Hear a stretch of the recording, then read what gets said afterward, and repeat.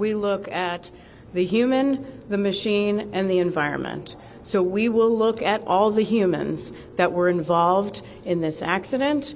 Again, we will look at the aircraft, we will look at the helicopter, we will look at the environment in which they were operating in.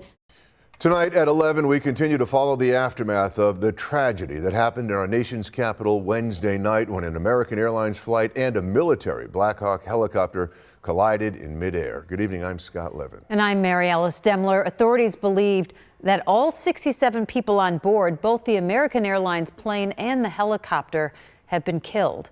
Emergency response crews continue to recover the remains of the aircraft and victims that crashed into the Potomac River. And tonight we've learned the identity of a first officer on the American Airlines flight.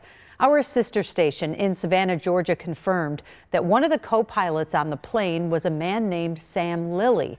He was from Richmond Hill, Georgia, and began his career in aerial survey with a company called Skylens before becoming a pilot. Tonight, Join Your Side has team coverage for you, reporting all the latest developments in this tragic event with Channel 2's Andy Payton and our Nate Benson. Let's begin tonight with Andy, who has more details on the current investigation. Andy?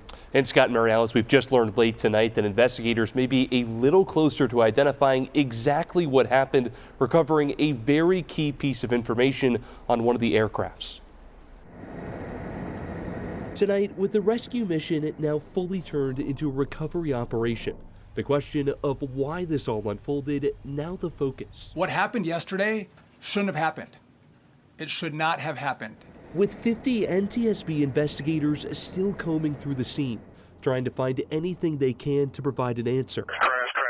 This is Alert 3. It all happened just before 9 p.m. last night and was caught on EarthCam video. Here you can see the moments the American Airlines regional jet on its descent into Washington Reagan from Wichita, Kansas, collides with an Army Black Hawk helicopter and leaves no survivors, killing all 60 passengers and 4 crew members on the plane and 3 military personnel aboard the helicopter. Right now, recovery of life is probably the most important in those that were involved. The NTSB still focusing their efforts tonight on recovery, pulling dozens of bodies out of the river, and late tonight, key pieces of evidence, recovering both black boxes from the plane, hoping to eventually provide key details on the why. It's not that we don't have information. We do have information. We have data. We have substantial amounts of information. We need to verify information. I put safety first. Obama, Biden, and the Democrats put policy first. President Trump earlier today calling it a dark day in Washington, but quick to place blame on past administrations and the FAA's diversity and inclusion initiatives. The FAA's diversity and inclusion hiring plan, which says diversity is integral to achieving FAA's mission of ensuring safe and efficient travel. I don't think so. I think it's just the opposite. But despite the president's statements, investigators saying it's still way too early to place any blame.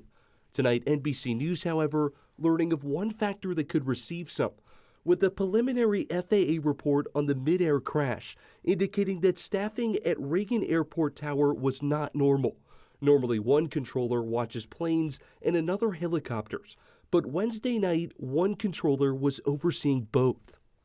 Now, we should add that it's not against FAA guidelines to only have one controller overseeing both airplanes and helicopters, but we're told it is certainly not ideal for the amount of traffic that was taking place at that hour.